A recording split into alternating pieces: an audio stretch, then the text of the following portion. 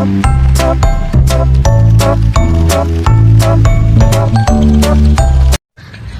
day everyone, and welcome to our special webinar entitled Honoring Our National Living Treasures. In this session, we will shine the spotlight on 3 exceptional Filipinos who have made a lasting impact on Philippine cultural and heritage. They are Eduardo Motok, Haja Amina Api, and Teofilo Garcia. 3 individuals who were recognized as Gamaba awardees, or Gawad sa Manlilikha ng Bayan represent. Joining me today are our 2 wonderful moderators, Gio and Gab, who will guide us through this cultural journey. Hello, moderators! Hello, host. Thank you so much for that warm welcome. I'm excited to be part of this meaningful discussion where we'll learn about the lives and legacies of these inspiring artists. That's right, these individuals are not just artists. They are keepers, tradition, teachers, and living connection to our past. To help us explore their stories, we invited a speaker, Lizelle, who will share their journeys and contribution. Let's all give warm welcome to our speaker, Lizelle. Thank you, moderators. It's an honor to talk about these 3 icons of Philippine heritage. Let's start with Eduardo Motok. He is the master of metal craft and was born on October 12, 1949 in Napalit, Pampanga. He came from a simple farming family and only finished elementary school. But despite limited formal education, he possessed incredible creativity and dedication. In his late 20s, Motok began as a food carver. Over time, he learned the traditional method of minokpok, which means hammering metal sheets to create embossed designs. This technique requires patience, precision, and strength. His artworks include retablos, church decorations, mirror, and religious ornaments. If you've been inside old churches in Pampanga or nearby provinces, there's a chance you've seen his metal work without even knowing it. What makes him special is that he didn't just create art. He revived dying tradition, trained younger artisans, and built a livelihood for his community in 2004. He was honored as a Gamaba awardee for his dedication to preserving this cultural craft. As we look at Motok's creations, we see more than just beauty and shine. Each detail reflects his faith, his devotion, and the pride of being Filipino. Through every hammer strike and polished curve, Motok reminds us that art can be both a prayer and a legacy. His work also teaches us resilience, that even without wealth or high education, one can still leave behind something timeless when fueled by passion and perseverance. Next will be Haja Amina Api. He is the mat weaver of Tawi-Tawi and was born in Ongos Matata, Tandubas, Tawi-Tawi. She is known as the master mat weaver among the Sama people.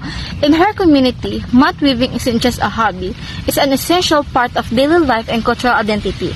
Hana Amina mastered the entire process, gathering and stripping pandan leaves, dyeing them with vibrant natural colors, designing intricate patterns, and weaving them by hand. Her mats are known for their precision, symmetry, and striking colors. Each piece can take weeks or even months to finish, depending on the complexity of the design. What made her stand out of her personal touch, she designed all her patterns herself, making every mat a unique artwork. Through her weaving, she passed on Sama culture, stories, and values to younger generations. For her excellence, she was awarded the Gamaba Award in 2004, in the same year as Eduardo Motok. Even after her passing in 2013, her legacy continues to inspire mat weavers in Tawi-Tawi and beyond. When we look at Haja Amina's mats, we see not only colors and patterns, but stories woven by hand, stories of faith, family, and identity. Every strand she wove was an act of love and patience. Her craft connects generations of Sama people and reminds us that tradition lives through touch, rhythm, and heart. In a fast-changing world, Haja Amina's art reminds us to slow down, appreciate the handmade, and value the quiet wisdom of our ancestors. Lastly, let's travel to the northern part of the Philippines, in San Quintin, Abra, where we meet Teofilo Garcia. Teofilo is famous for creating the tabungaw hat, a traditional Ilocano headpiece made from upo gourds, bamboo, and rattan. At first glance, it may seem like a simple hat, but it's actually a symbol of identity, creativity, and practicality. This process of making tabungao hat is lengthy. He guards himself, dries and hollows them, then carefully attach bamboo and rattan to create a durable weather-resistant hat. Each hat can last for decades if cared for properly. Beyond the craftsmanship, Teofilo's works represents the Ilocano people's resilience and ingenuity. His hats have been showcased in cultural festivals and even international exhibits. In 2012, he received the Gamaba Award for his outstanding contribution to the preservation of this traditional craft. What truly inspiring about Teofelio Garcia is how he transformed an ordinary farm product, the humble apple, into a work of cultural pride. He shows us that creativity can bloom even in simplicity, and that real artistry is rooted in patience. Through his tabungaw hat, the Ilocano spirit lives on, resourceful, humble, and enduring. His work reminds us that no tradition is too small to be honored as long as it carries the story of our people. Wow, that was truly inspiring. These three individuals come from different regions, backgrounds, and traditions, but they all share the same passion for preserving Filipino culture. Exactly. What's beautiful in their crafts are not just skills. They are living tradition passed down through generation. Their recognition as a Gamaba Awardee ensures that this tradition will be remembered as continue. Now that we've learned their stories, let's open the floor for some question or reflection from our audience. Hi, I would like to ask what makes the Gamaba Awards so special compared to another national awards? Great question. The Gamaba Award focuses specifically on traditional and indigenous arts, while other awards may honor contemporary arts. Gamaba celebrates living cultural treasures, people who carry centuries-old practices and keep them alive for the next generations. Before we officially close this webinar, let us take a moment to reflect on what we've learned and what these stories truly mean for us today. The lives of Eduardo Motoc, Haja Amina Api, and Teofelio Garcia remind us that greatness does not depend on fame, wealth, or high education. It comes from devotion, perseverance, and love for one's craft. Each of them started with so little. Eduardo Motoc began as a simple wood carver, Haja Amina weaved using leaves from her surroundings, and Teofelio shaped hats from that humble apple fruit. And yet, from those simple beginnings, they built legacies that reached the halls of national recognition.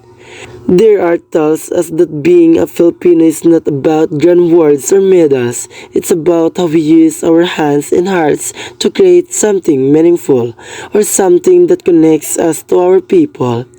Their dedication teaches us that tradition is not old-fashioned, it's timeless. When we preserve our traditions, we keep alive the wisdom, stories, and spirit of those who came before us. And when we share them, we make sure that future generations will know who they are and where they came from. Sometimes, in today's modern world, we forget the importance of culture. We are surrounded by technology, trends, and changes that come and go so quickly.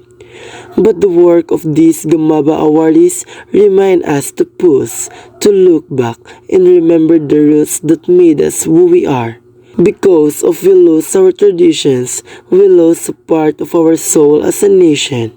Whether you are an artist, a student, a musician, or simply someone who loves your hometown, you can make a difference. Support local artisans, visit museums, share the stories of people like Eduardo, Haja Amina, and Teofelio. Even small actions like appreciating traditional music, dance, or weaving keep these legacies alive.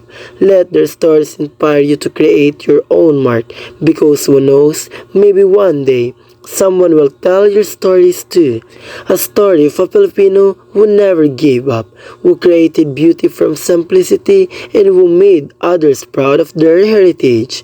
Let us carry their lessons in our hearts.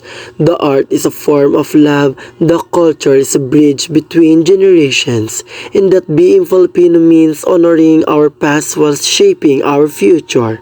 May we all continue to weave, carve, and create, not just with our hands, but with our hearts.